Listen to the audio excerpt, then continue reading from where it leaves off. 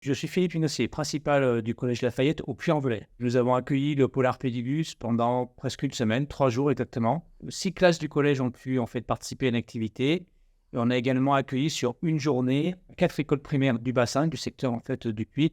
Et ce qui m'a surpris, c'est l'intérêt que portaient les élèves en fait à ce qui leur était présenté. Ils étaient intéressés, ils étaient, attentifs, ils avaient envie de savoir.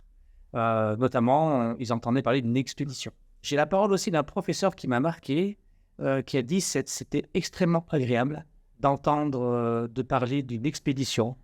Enfin, des Français allaient aller de l'autre côté du pôle, découvrir quelque chose d'inconnu comme ça, de montrer que oui, effectivement, et ça existe encore, c'est encore possible de découvrir, d'imaginer, voilà. Donc ils ont voyagé pendant, tous 1 heure et demie. On est dans une région où il y a pas de bateau, la mer est loin.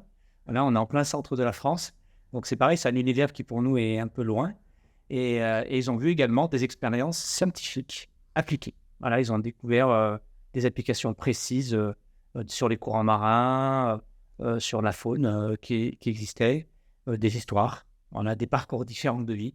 Donc c'est vraiment une expérience qui est très enrichissante et j'ai entendu les mêmes retours du côté du primaire aussi. Pareil avec des enfants qui ont voyagé, qui ont eu une aventure pendant 1 heure. Voilà, c'est presque s'ils avaient été un peu explorateurs pendant 1 heure et ils ont entendu parler de science, en fait, d'esprit scientifique. Voilà, c'était vraiment extrêmement intéressant et j'ai pour l'instant, en tout cas, que des retours positifs et ils me demandent que va devenir l'exploration Polar Pod.